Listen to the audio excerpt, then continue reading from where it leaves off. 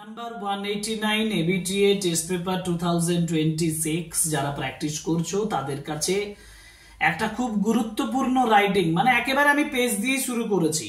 193 তে এসো, ABTA test paper 2026 এর 193 তে এসো, তারা একটা সুন্দর স্টোরি দেখতে পাবে। আর আজকের ক্লাসে আমি আলোচনা করব একটা স্টোরি রাইটিং, যে স্টোরি রাইটিংটা হচ্ছে অনেস্টি এবং উইজডম, এই দুটো জিনিসের ব্যবহারের উপরে একজন কিং কিভাবে ডিপেন্ড করে থাকেন সেই বিষয়ের উপরে।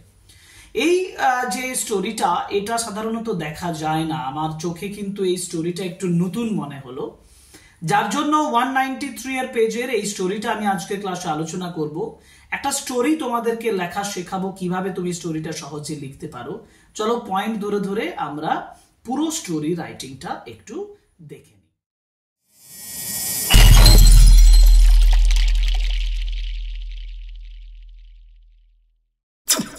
আগে স্টোরির যে পয়েন্টস গুলো আছে না, এই পয়েন্টস গুলো আগে একটু বোঝা উচিত। মানে স্টোরি লেখার আগে আমার কোশ্চেনে যে পয়েন্টস গুলো আছে সেগুলোকে আমি আগে মিনিং জানবো, কিভাবে ইউটিলাইজ করব, এই ব্যাপারটাও তো আমার মধ্যে কাজ করবে। সুতরাং প্রথমে খুব ইম্পর্টেন্টলি তোমাকে পয়েন্টস রিডিং করতে হবে। First step of writing the story is to go through the points very carefully.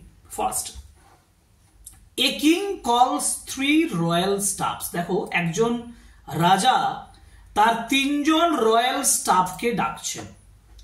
তো first one fills his sack with fruits. একেবারে প্রথম জন তার স্যাক মানে বস্তাটা ফলে ভর্তি করেছিল। Second one fills half and half with other goods. দ্বিতীয় জন কি করলো, বস্তাটা অর্ধেক ফল আর অর্ধেক অন্য জিনিসে ভর্তি করে দিল। ঠিক আছে।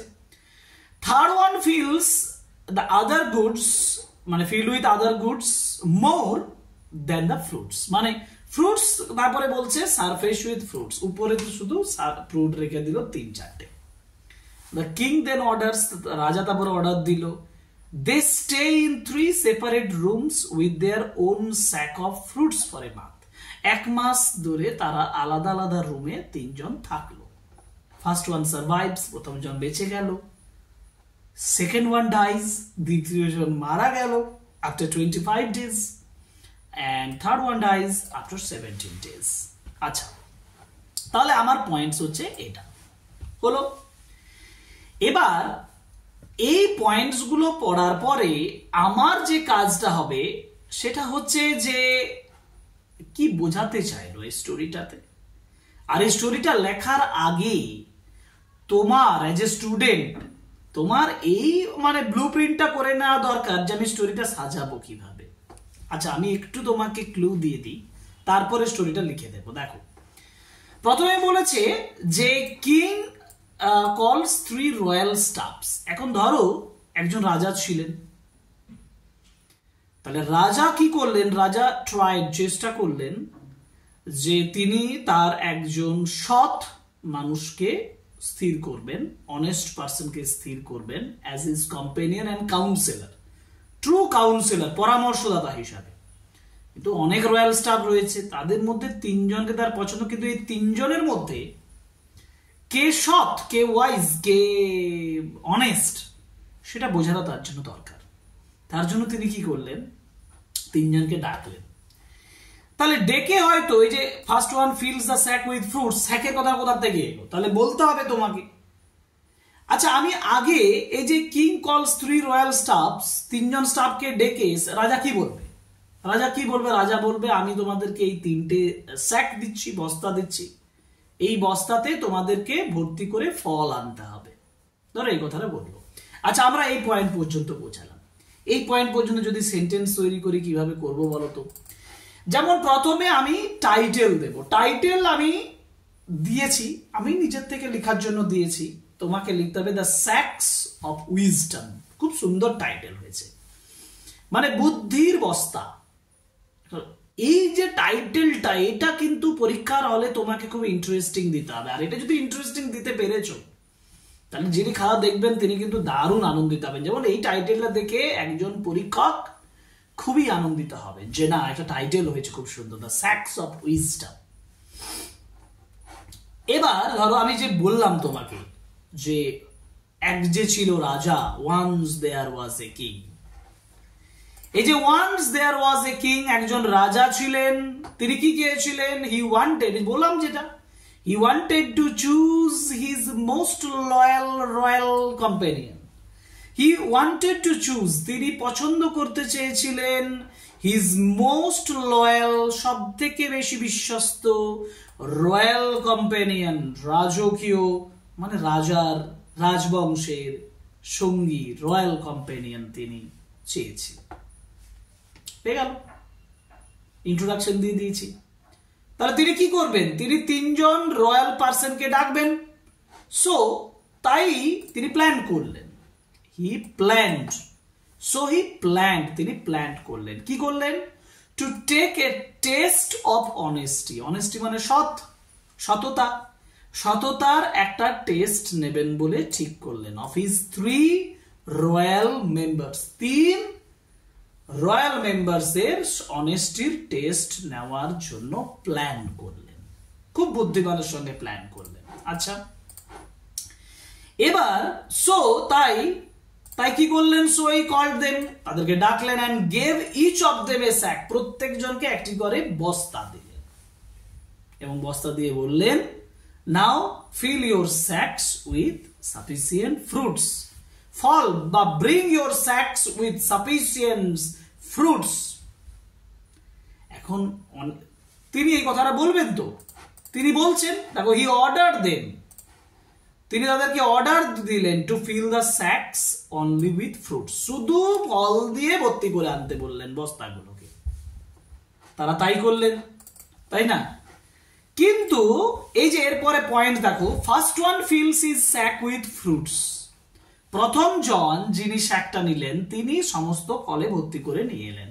দ্য ফার্স্ট ম্যান ওবেড মানে মেনেছিলেন, and filled the entire sack, সম্পূর্ণ বস্তাটা ভর্তি করেছিলেন উইথ ফ্রুটস, ফল দিয়ে ভর্তি করে আনলেন।